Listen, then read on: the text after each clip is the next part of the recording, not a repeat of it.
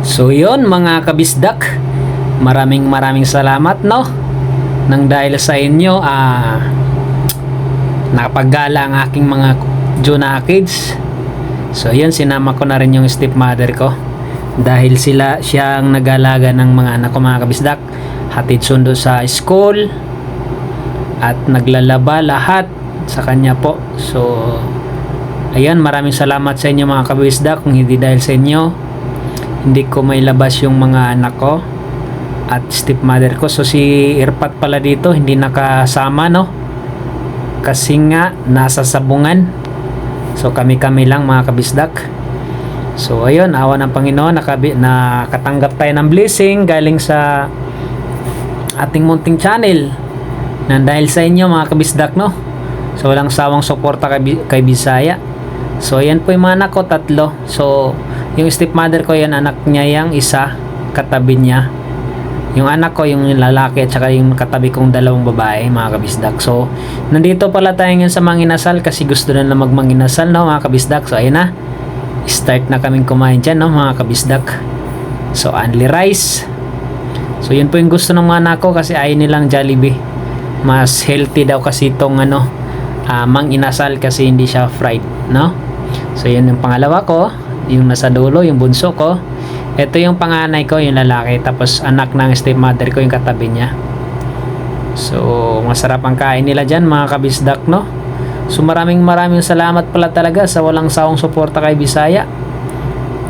At unti-unti nang dahil sa tulong nyo at suporta, nagkaroon tayo ng blessing at naigala natin yung mga anak ko.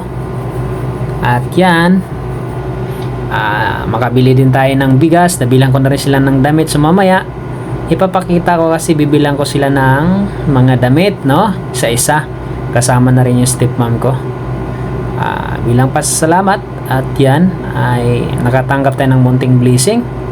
So ayun na mga kabisdak, nandito na tayo sa taas no, after kumain sa manginasal.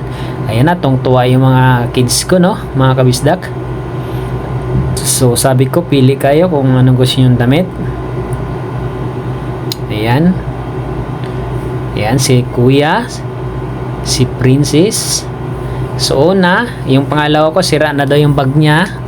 So nagpabili siya ng bag para sa school. So ayan, napili na kagad niya. And then ayan, sabi ko rin sa anak ng stepmom ko, pumili din siya ng kanya. Si kuya pang school. Ayan, yung bunso ko chinilas pang bahay kasi daw nasira na yung chinilas niya pang bahay no. So pumili sila dyan. So ayan, si ate din gusto din bumili ng chinilas. Ayan. Ayan, pang bahay din. Grabe ang tuwa ko dyan mga kabisdak, bilang magulang, bilang tatay no. At syempre, ayun nga, para sa karamihan na hindi pa alam, separate na kasi kami ng nanay niya no. So may ibang pamilya ng nanay niya, kaya ako na po yung dyan. Pero minsan nagbibigay naman din yung niya, nanay nila. So yun, damit, nakapili na yung bunso ko, si kuya pang school. Okay, so gusto niya sa labas kami bibili niyang damit niya kasi wala yung gusto niya dyan. So si si Ate Nuba, yung stepmother ko, ayan na, dito na tayo sa counter at magbabayad na. After nyan, pupunta na tayo sa baba at mag-grocery. So ayan na, sasakay na sila ng postcard. So bibili na tayo dyan ng kailangan nila no mga kabisdak. So maraming salamat sa walang sawa nyo mga kabisdak no. Ay suportahan nyo pa rin ng aking munting channel at may mga ibang lugar pa kaming gustong puntahan kapag nagkaroon tayo ng blessing no. Maraming mga salamat mga kabisdak. So dito binila natin sila ng biskwit at mga sabon no mga kabisdak. So naway hindi kayo magsawang sumuporta kay Bisaya.